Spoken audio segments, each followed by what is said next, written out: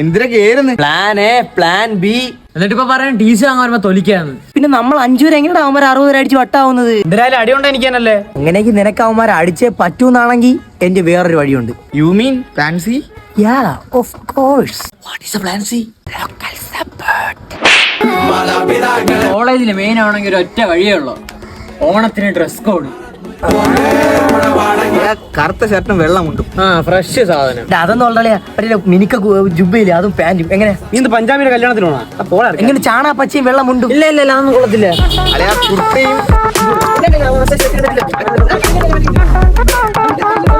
നീക്ക dress code set ഉണ്ടെന്നോടാ. അവന്മാര് മുതുക് പരിപാടി ഉണ്ടെങ്കിൽ ഡ്രസ് കോഡ് എല്ലാം സെറ്റ് ആയാ മാർക്ക്. നീയൊക്കെ എന്ത് കാണിച്ചോണ്ടിരിക്കുന്നോടാ? അന്നെ നമ്മ കൊടി അടിച്ചിറങ്ങാം. ടീ മാട്ട് കൊണ്ട് വെള്ള കൊടി ഇങ്ങനെ വീശുന്ന കൊടി ഞാൻ വീശും. ആരാ വീശു? ഉരുട്ടി ഇറക്കുന്ന ഫ്ലെക്സ് ഓണാശംസകളോടെ ടീ മാട്ടിക്കൊണ്ടേ ഡ്രസ് കോഡ് ഇറക്കണം. എന്നിട്ട് ബാക്കി മാവിയുടെ പഴയ ഷർട്ട് കൊള്ളത്തില്ല.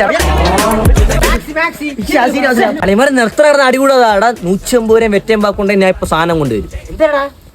അളയാ ബ്ലൗസും കയ്യിൽ എന്റെ അമ്മമാരുണ്ട്.